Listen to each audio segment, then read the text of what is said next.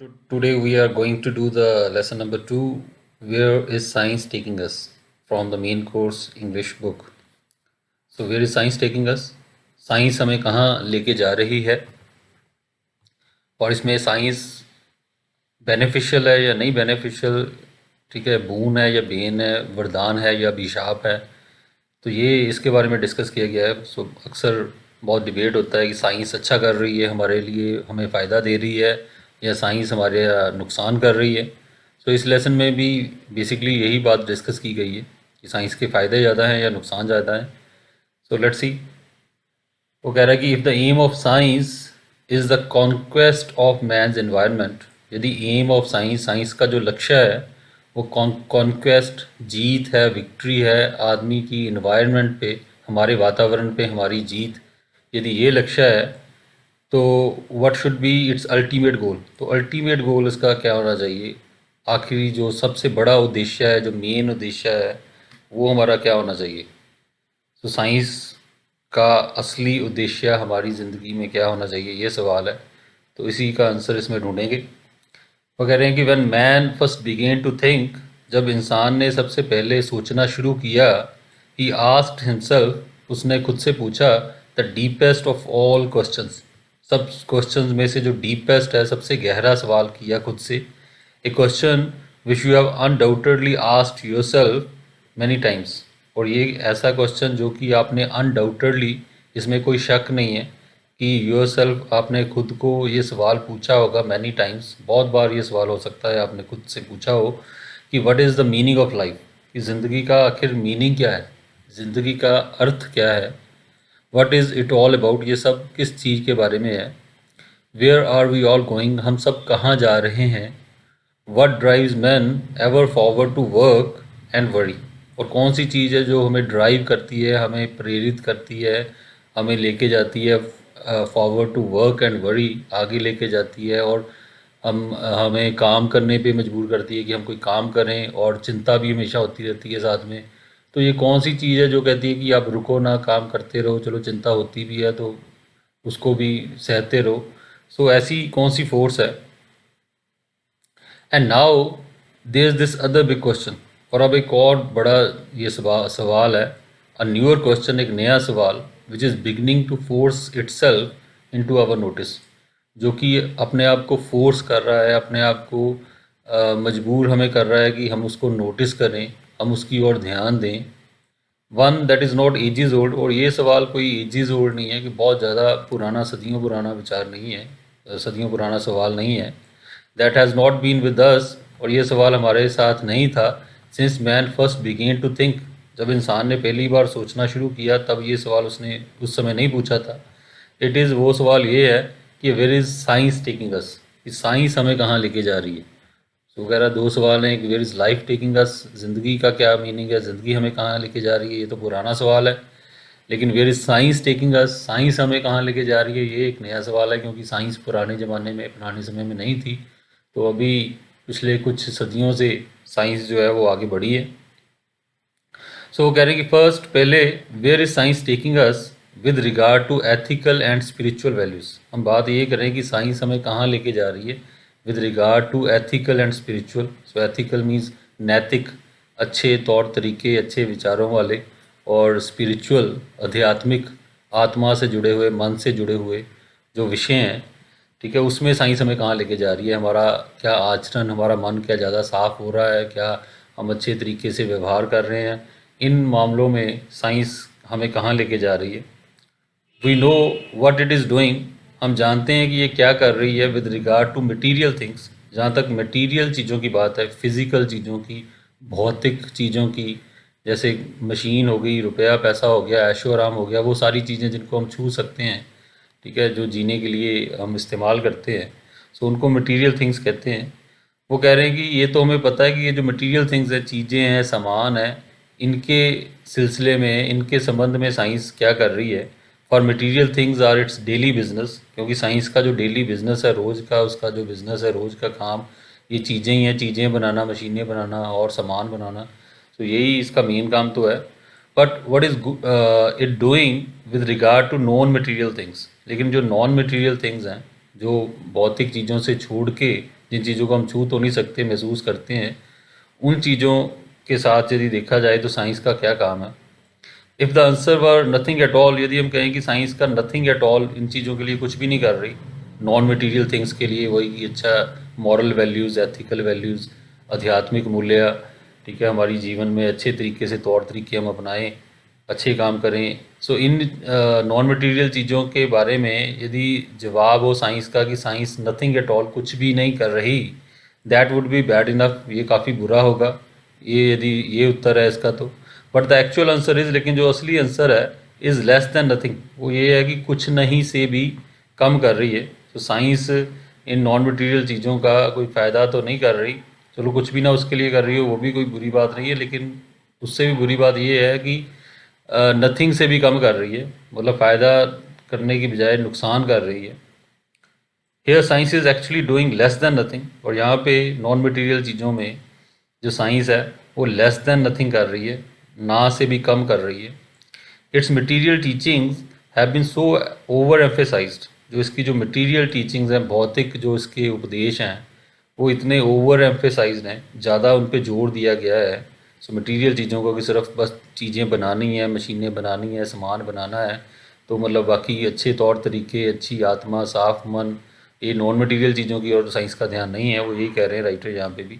और वो कह रहे हैं कि जो मटेरियल टीचिंग्स है, यही चीज़ें, भौतिक चीज़ें, बनाने वाली चीज़ें, उनके ऊपर इतना ज़्यादा एम्फेसिस है, इतना ज़्यादा जोर दिया जाता है साइंस में, that many people are floundering and wondering, और बहुत सारे लोग फ्लाउंडरिंग कर रहे हैं, लड़खड़ा रहे हैं, संभल नहीं पा रहे हैं, एंड वंडरिंग, और हैरान हो रहे हैं ये सोच के, whether after all man is but a machine, क्या मैन जो है क्या वो सिर्फ एक मशीन ही तो नहीं है, इंसान एक मशीन ही तो नहीं है, एनिमेटेड बाय फोर्सेस, और जिसको एनिमेट किया जा रहा है, जिसमें जान डाली हुई है उन फोर्सेस ने, उन शक्तियों ने, over which he has no control, जिनके ऊपर की उसका खुद का कोई कंट्रोल ही नहीं है। तो ऐसा भी लगता है साइंस ने ऐसे हालात बना दिए वगैरह कि हम मशीन की तरह ही बन गए हैं, ऐसा लग रहा है जैसे कोई हमारे ऊपर किसी का अपना खुद का कंट्रोल है ही नहीं, ठीक है, साइंस ही जो है कोई एक्सटर्नली हमें कंट्रोल कर रही है। Let's concentrate on material things, पहले जो लोग कॉन्सेंट्रेट करते हैं, ध्यान अपना लगाते हैं मटीरियल थिंग्स की ओर, भौतिक चीज़ों की ओर, the things that form the very stronghold of science, ये वो चीज़ें हैं जो साइंस का स्ट्रॉन्ग होल्ड हैं, जो उसका मजबूत पक्ष हैं। Look at the machine, machine की ओर देखें, फॉर इंस्टेंस, उदाहरण के तौर पे, this is the age of the machine, ये मशीन की एज है, मशीन की समय चल रहा है, मशीन का काल चल रहा है। मशीन्स आर एवरीवेयर, मशीन्स हर जगह पे हैं।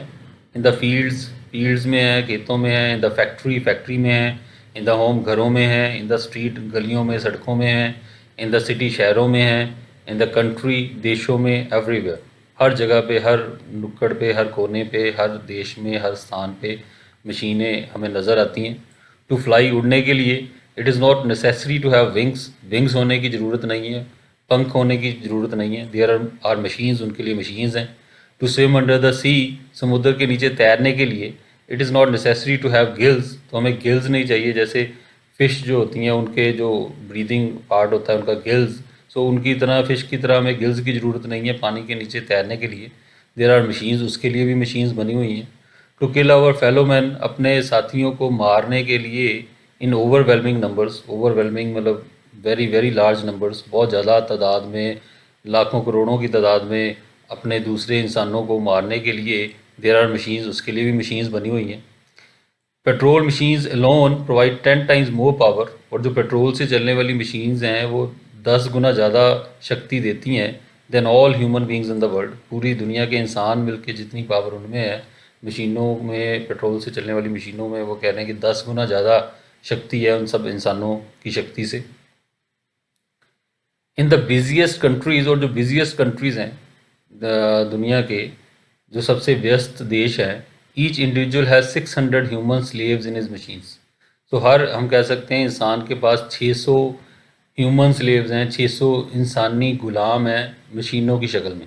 तो ये कह रहे हैं कि मशीनों की पावर के बारे में बता रहे हैं, साइंस का जो मजबूत पक्ष है वो मशीन्स हैं, और हर काम मशीन्स कर रही हैं। वो कहता है कि मशीन्स जो हैं वो इवन अच्छे काम तो खैर कर ही रही हैं, ठीक है, कि हर जगह पे मशीन्स हैं, और बुरे काम भी कर रही हैं, इवन लोगों को मारने के लिए भी मशीन्स का इस्तेमाल किया जा रहा है।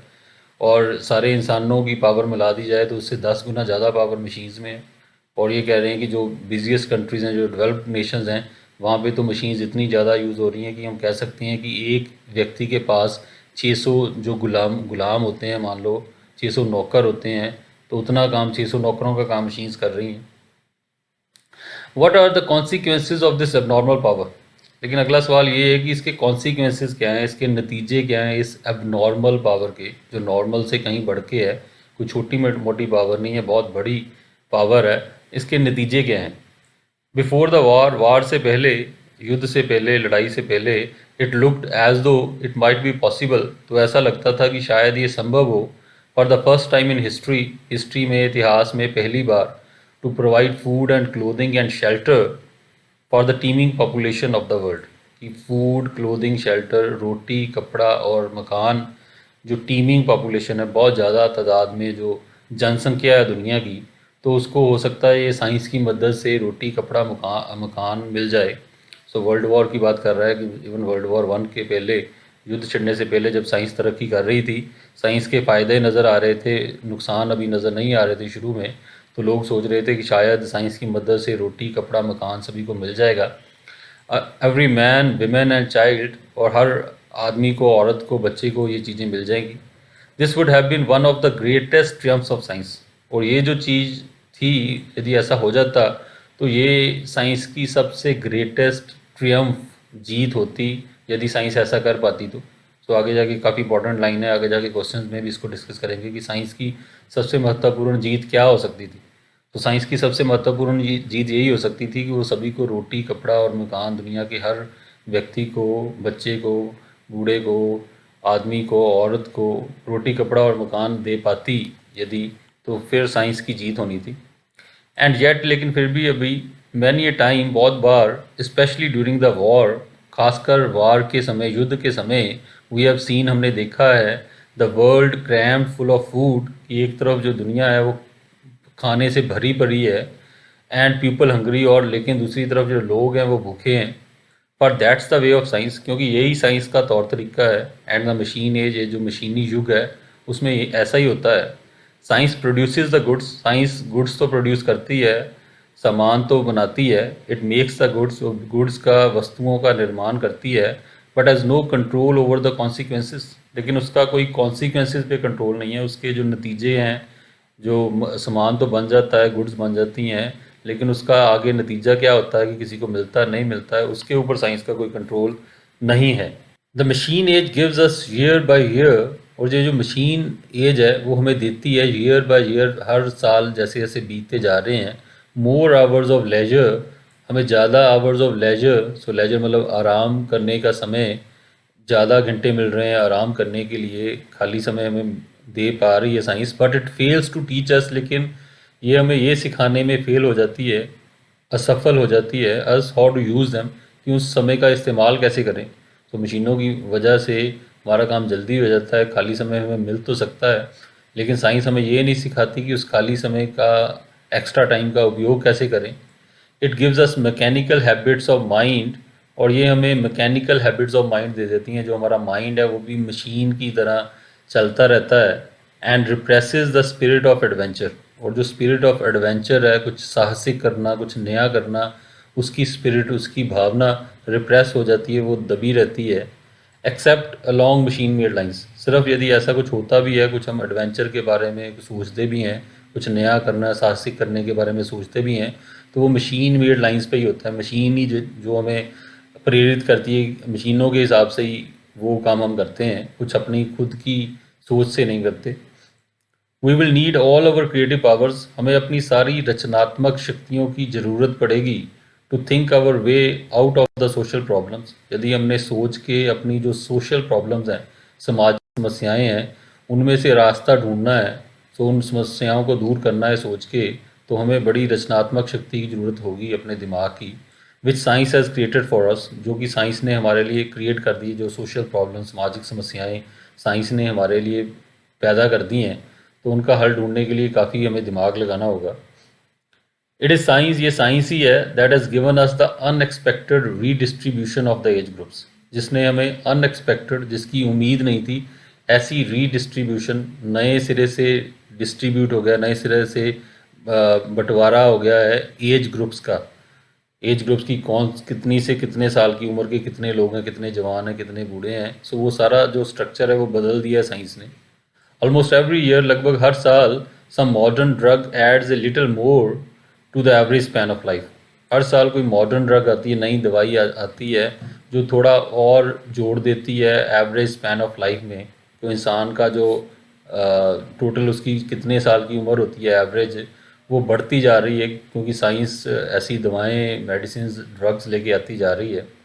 Until the upper group is over crowded, और जब तक ये जो अपर ग्रुप है, ज़्यादा उम्र के जो लोग हैं, वो वाला जो एज ग्रुप है वो ओवर क्राउडेड हो गया है, उसमें काफ़ी ज़्यादा लोग हो गए हैं। In the United states for instance, और यदि अमेरिका में ही देखा जाए उदाहरण के तौर पे, there are already 9 million people over the age of 60। तो वो कह रहे हैं कि अमेरिका में ही 9 मिलियन से ज़्यादा लोग 60 साल से ज़्यादा उम्र के हो गए हैं। This talk was delivered around the 1950s, और वो ये जो सारी बात वो साथ में ये भी बता रहे हैं कि 1950s की बात है, तब की बात हो रही है, तब इतने लोग थे। अब आगे तो आप सोच ही सकते हो उसके बाद कितने और बदलाव हो गए हैं। इन 50 ईयर्स टाइम, और 15 साल में, this number will reach the astonishing figure of 45 million. तो ये जो गिनती है वो एस्टॉनिशिंग फिगर, हैरानी जनक जो गिनती है 45 मिलियन की, वहाँ तक पहुँच जाएगी। और वो कहता है कि पहले 1950 तक 9 मिलियन है, और अगले 15 साल में 9 मिलियन की बजाय 45 मिलियन, 5 गुना लोग और बढ़ जाएंगे जो कि ओल्ड एज ग्रुप में है। Who is to keep them, कौन उनको रखेगा, कौन संभालेगा। इट विल नीड सम री एडजस्टमेंट, सो कुछ री एडजस्टमेंट करनी पड़ेगी, कुछ फेरबदल करना पड़ेगा इसके लिए। And so science goes on raising it's problems, और इस तरह जो साइंस है वो अपनी प्रॉब्लम्स बढ़ाती जा रही है compared with our fundamental question. और जो हमारा फंडामेंटल बेसिक क्वेश्चन था, जो शुरू वाला सवाल था, मूलभूत सवाल था, व्हाट इज़ लाइफ, की ज़िंदगी क्या है, दीज प्रॉब्लम्स में seem to be less importance.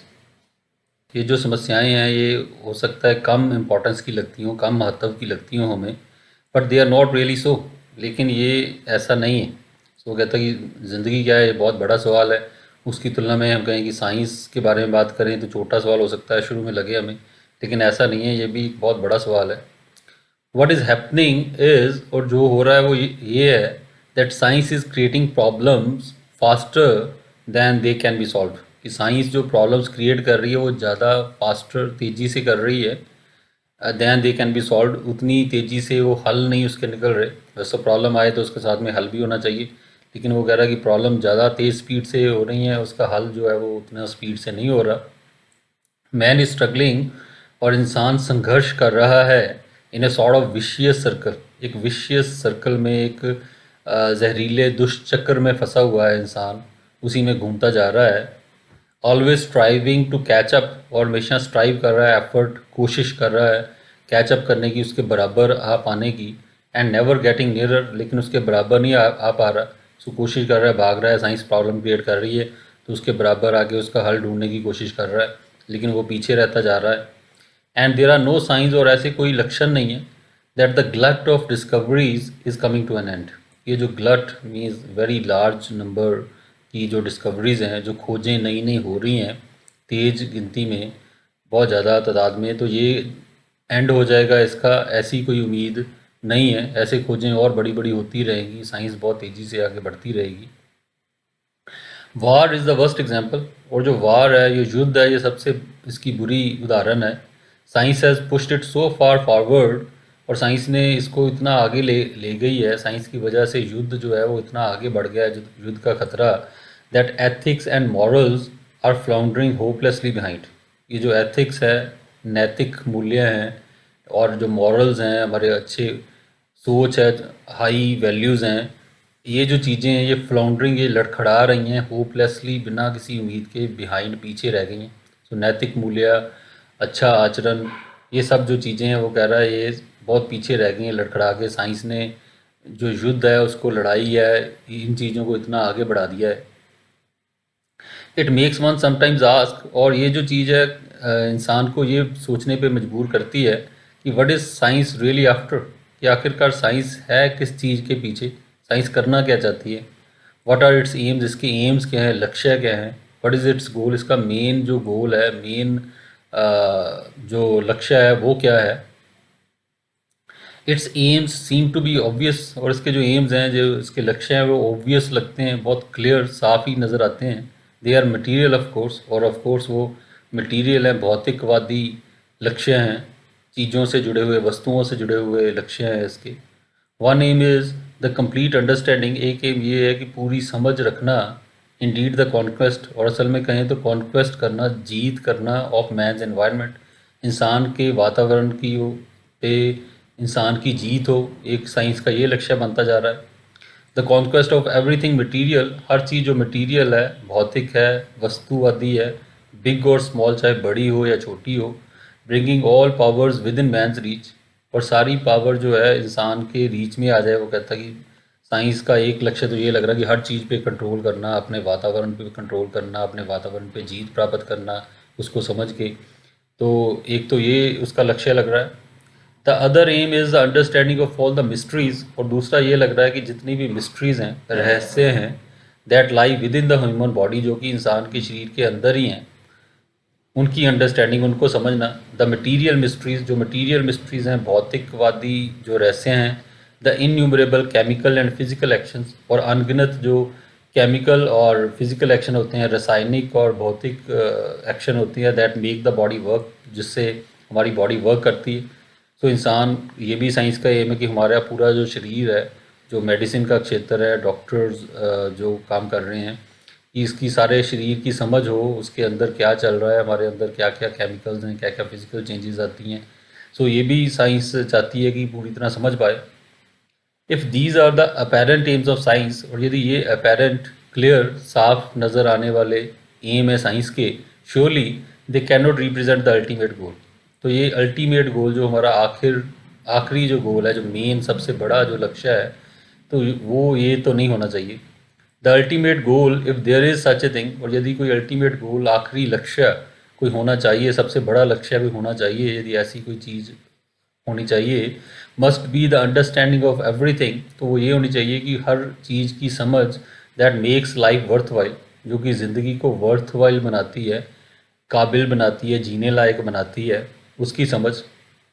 The enrichment of all that life means, वो हर चीज़ की एनरिचमेंट, उसका अच्छापन, उसका और संवारना, उस चीज़ को जो ज़िंदगी का असली मकसद है, असली मतलब है, that goes beyond material things, और ये मटीरियल थिंग्स से आगे जाती है बात, सिर्फ वस्तुवादी सोच नहीं होनी चाहिए।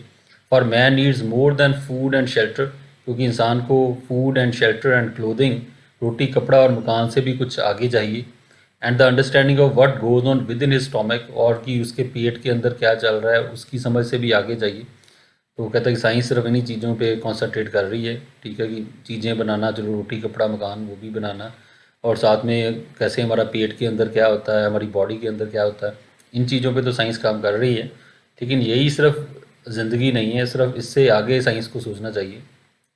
What is really needed in the world today, और जो चीज़ असल में ही चाहिए इस संसार में आज, perhaps more than ever before, शायद पहले से भी कहीं ज़्यादा, is not some new world shattering discovery, कोई नई वर्ल्ड शैटरिंग, दुनिया को हिला देने वाली कोई डिस्कवरी, कोई खोज नहीं चाहिए इन न्यूक्लियर फिज़िक्स में, और some breathtaking discovery in chemistry, या केमिस्ट्री के क्षेत्र में कोई ब्रेथ टेकिंग, सांस रोक देने वाली डिस्कवरी। तो ये भी अच्छे टर्म्स हैं, जो फ्रेजेस हैं, वर्ड्स हैं, वर्ड शैटरिंग, ब्रेथ टेकिंग, सो दोनों का मतलब यही है, हैरानीजनक, दुनिया को हिला देने वाला, सांस रोक देने वाला। तो ये words should also add these words in your vocabulary. और मेडिसिन, या मेडिसिन के क्षेत्र में, तो यही कह रहा है कि science, physics, chemistry, medicine, biology, इसी में कुछ नई डिस्कवरीज करे, यही मकसद नहीं होने चाहिए। The advance for which the world is waiting, और वो एडवांस, वो प्रगति जिसके लिए दुनिया इंतज़ार कर रही है, बियॉन्ड एनी डाउट, बिना किसी शक के, इज़ ए स्मॉल एडवांस, वो एक छोटी सी एडवांस है, छोटी सी प्रगति है। ए स्लाइट एडवांस, हल्की सी एडवांस, हल्की सी प्रगति। इन चैरिटी, सो चैरिटी में, दान में। इन अंडरस्टैंडिंग, समझ में। फॉरबेरेंस में, हमदर्दी की भावना में। टॉलरेंस, पेशेंस की भावना, सहनशीलता की भावना। जस्टिस, न्याय। एंड मर्सी, दया। सो इन चीज़ों, ये जो सारी चीज़ें नॉन मटेरियल हैं, charity, understanding, forbearance, tolerance, justice, mercy, so यही नॉन मटेरियल चीज़ें हैं जो वस्तुवादी नहीं हैं। ये अच्छी भावना इन सब में है, ठीक है, दान करना, दया करना, सहनशीलता, दूसरों के प्रति, दूसरों के प्रति समझ, न्याय, ऐसी जो चीज़ें हैं, जो नॉन मटेरियल चीज़ें हैं, साइंस इसमें थोड़ी तरक्की करे तो तब कोई बात बने। सो राइटर कह रहा है that is what the world is waiting for. ये वो चीज़ें हैं जिसका दुनिया इंतज़ार कर रही है, एंड वेटिंग रादर एंक्शियसली, और काफ़ी एंक्शियसली, बड़ी उत्सुकता से इनका इंतज़ार कर रही हैं कि साइंस इनके लिए कुछ करे, नॉन मटेरियल थिंग्स के लिए। बट चैरिटी एंड टॉलरेंस, लेकिन जो जो चैरिटी है, जो दान है, और जो टॉलरेंस है, जो सहनशीलता है, और फॉरबेरेंस, हमदर्दी है, and the understanding of one another, एक दूसरे के प्रति समझ, आर नॉन मटेरियल मैटर्स। ये सब नॉन मटेरियल मैटर्स हैं, ये भौतिकवादी चीज़ें नहीं हैं। And in non material things, और जो नॉन मटेरियल थिंग्स हैं, in the simplest social things, और ये जो बड़ी सिंपलेस्ट सादी सी सामाजिक चीज़ें हैं, साइंस हैज़ बीन हेल्पलेस। इसमें साइंस जो है वो हेल्पलेस रही है, बेबस रही है। It can not even help us to distinguish good from evil, और ये यहाँ तक कि गुड फ्रॉम इवल, अच्छाई से बुराई को भी अलग नहीं कर पा रही साइंस। तो अगेन यही बातें इसमें की जा रही हैं, मटेरियल और नॉन मटेरियल, दो चीज़ों की बार बार बात की जा रही है। मटेरियल वही चीज़ें हैं जो उनको हम टच करते हैं, दुनियावी चीज़ें, भौतिक चीज़ें, और नॉन मटेरियल जो दुनियावी नहीं हैं, जो कि मन से संबंध रखती हैं, अच्छे नैतिक मूल्यों से संबंध रखती हैं, आत्मा से संबंध रखती हैं। तो उन्हीं का कंपैरिजन किया किया है राइटर ने यहाँ तक भी। उसमें यही बात हो रही है कि साइंस मटेरियल चीज़ों को तो प्रमोट कर रही है, लेकिन जो नॉन मटेरियल चीज़ें हैं, अच्छी भावना, एक दूसरे के प्रति हमदर्दी, एक दूसरे के प्रति सहनशीलता, दया, दान, इन चीज़ों के लिए कोई साइंस जो है कोई योगदान नहीं कर पा रही। Maybe this will not always be so, और हो सकता है कि ये हमेशा ऐसा ही ना रहे। हु नोज़, कौन जानता है। इट इज़ क्वाइट प्रोबेबल, तो ये काफ़ी प्रोबेबल है, पॉसिबल है, संभव है, that some day science will effect an improvement, कि किसी दिन साइंस इम्प्रूवमेंट का प्रभाव डाल पाएगी, इम्प्रूवमेंट कर पाएगी, इसमें बेहतर कर पाएगी in the human brain itself, जो इंसान का दिमाग है उसको बेटर बना पाएगी। नॉट ए स्ट्रक्चरल इम्प्रूवमेंट, कोई स्ट्रक्चरल इम्प्रूवमेंट की बात नहीं हो रही कि मतलब ब्रेन का स्ट्रक्चर, ब्रेन की बनावट जो है उसमें सुधार होगा, ऐसी बात नहीं कर रहे। फॉर इन स्ट्रक्चर, क्योंकि यदि स्ट्रक्चर की बात की जाए, बनावट की बात की जाए, the human brain is the greatest miracle of all. जो इंसान का दिमाग है वो सबसे बड़ा चमत्कार है, दुनिया के सारे चमत्कारों से बड़ा चमत्कार हमारा दिमाग है कि किस तरह से बना हुआ है। It's understanding will come last, और इसकी जो अंडरस्टैंडिंग है ये अंत में ही आएगी, बाद में ही पता चलेगा, इतना कॉम्प्लेक्स है हमारा brain. But there might well be a functional improvement. So बात ये कर रहे हैं इसकी फंक्शनल इम्प्रूवमेंट की, कि इसका ब्रेन को यूज़ करना, ब्रेन का फंक्शन करना, उसमें इम्प्रूवमेंट कैसे लाई जाए। सो ब्रेन का स्ट्रक्चर, ब्रेन को वैसे उसका, उसकी नाड़ियाँ या उसके न्यूरॉन्स बेटर हों, उसकी बात नहीं हो रही। कि ब्रेन अच्छे तरीके से काम करे, अच्छी सोच अपने दिमाग में लाए, उसकी बात हो रही है। That is far from fantastic, और ये जो चीज़ अभी फैंटास्टिक से बड़ा दूर है। हालांकि ब्रेन फैंटास्टिक है, लेकिन उसकी जो सोच है वो उतनी फैंटास्टिक, उतनी अच्छी, उतनी ज़बरदस्त, उतनी बढ़िया नहीं है। द एडवांसेस इन साइंस, और जो साइंस में एडवांसेस हो रहे हैं, जो प्रोग्रेस हो रही है, तरक्की हो रही है, might one day well increase the capacity and reasoning power.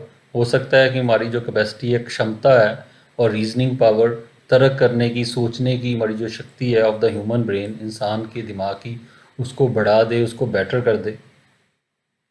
I should say, मैं ये कहना चाहूँगा, देर इज़ लिटिल डाउट, इसमें ना के बराबर शक है, बहुत कम ही शक है, that man will one day improve on the natural man, कि जो इंसान है प्राकृतिक इंसान से इम्प्रूव कर पाएगा, जो प्राकृतिक नॉर्मल इंसान पहले था उससे बेटर इंसान बन पाएगा।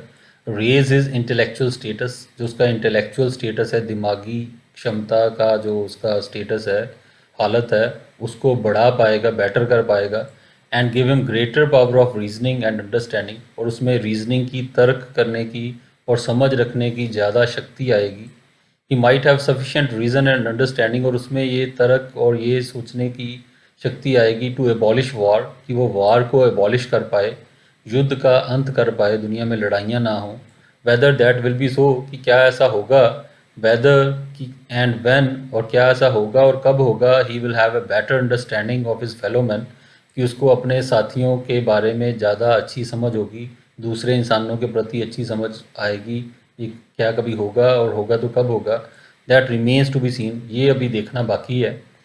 It brings us back to the question, और ये चीज़ हमें फिर वापस उसी क्वेश्चन पे ले आती है, where is science taking us. तो सवाल जहाँ से शुरू किया था लेसन वो यही था, where is science taking us, science हमें कहाँ लेके जा रही है। तो वहीं पे हम फिर आ गए हैं, डिस्पाइट द प्रेजेंट विसिसिट्यूड्स, और जो प्रेजेंट विसिसिट्यूड्स हैं, जो हालातों में, vicissitude mean change in circumstances, जो हालातों में बदलाव हैं, उनके बावजूद वी आर गोइंग समवेयर, हम कहीं ना कहीं तो जा रहे हैं। There are troublesome times ahead, so आगे ट्रबल सम टाइम, कठिन जो समय है, मुश्किल समय है, वो आगे आना है।